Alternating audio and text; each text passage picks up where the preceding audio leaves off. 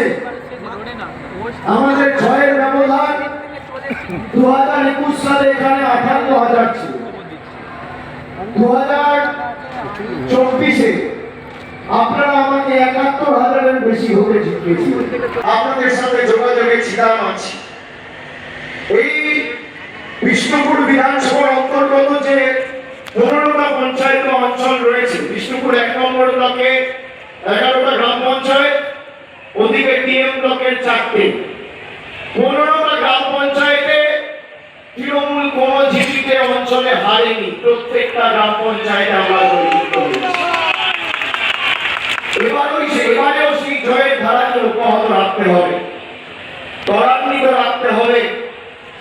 আমরা 15টা গ্রাম পঞ্চায়েত মিলিয়ে খালি গত 3 বছরে এই বিষ্ণুপুর বিধানসভাতে 116 কোটি টাকার বেশি গ্রামীণ রাস্তা আমরা করেছি।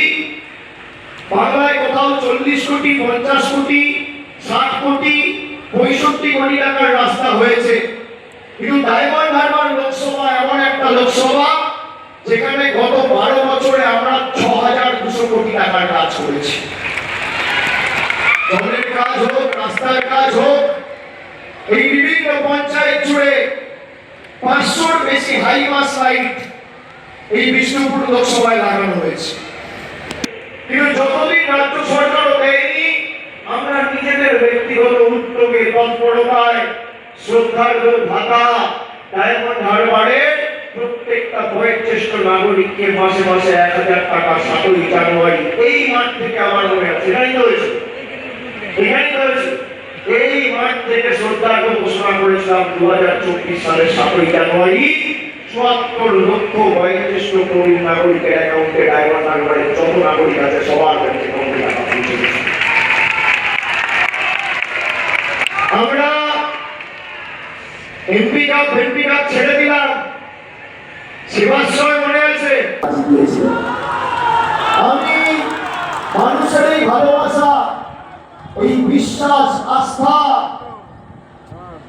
এই স্নেহের দিন কিভাবে পরিশোধ করব আমি 3 মাস ঘুমোতে পারিনি।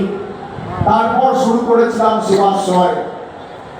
প্রায় 75 দিন ধরে সেই ক্যাম্প চলেছে। প্রত্যেকটা গ্রাম পঞ্চায়েতে 2টো করে 3টে করে ক্যাম্প, আর বিধানসভা ওয়াইজ একটা করে মডেল ক্যাম্প। সেখানে তৃণমূলের লোক, বিজেপির লোক, সিপিএম এর লোক বলে কিছু নেই।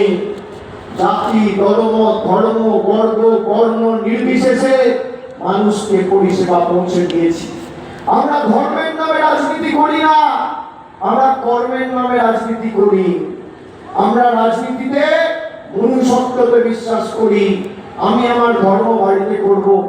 যখন আমি মানুষের ভোটে নির্বাচিত, আমার কোনো ধর্ম নেই, আমার একটাই ধর্ম, মানব ধর্ম। মানুষকে বাড়িতে বাড়িতে গিয়ে পরিষেবা পৌঁছে দেব। মানব ধর্মের থেকে বড় ধর্ম কিছু হয় না। আমাদের জেলার মায়েদের, ভাইদের আন্তরিকতা আছে। সব জায়গার সাথে দক্ষিণ 24 সাগরের মূর্তি ভেঙেছিল, তারাই এখন দেখছি হাতে হাতে রুই, কাতলা, ইলিশ নিয়ে ঘুরে বেড়াচ্ছে আর প্রচার করছে। পরিবর্তন হয়েছে, কিন্তু বাংলাকে পাল্টাতে গিয়ে পাল্টে গেছে বিজেপির নেতারা। এটাই বাংলার ক্ষমতা। যারা আমাদের পাল্টাতে এসেছিল, আমাদের শিক্ষা দিতে এসেছিল, বাঙালিকেই বাঙালি টাইম দিয়ে বুঝিয়ে দিয়েছে। আজকে তো মাছ হাতে প্রচার করছেন। ভোটের পর মাছের দোকানে বসিয়ে মাছও বিক্রি করা হতো। যারা মাছ বন্ধ করবেন বলেছিলেন না, তাদেরকে নিয়ে মাছও ধরাবো, আর মাছের দোকানে বসিয়ে মাছ বিক্রেতা ভাইদের যারা অপমান করেছিল তাদের পাশে বসিয়ে মাছ, মাংস দুটোই বিক্রি করা হবে। সফল বাংলার ঘাঁটি, গুলশানের ঘাঁটি। অমিত শাহ এসে হুমকি দিচ্ছে 30 তারিখ সব বাড়িতে ঢুকে থাকবে।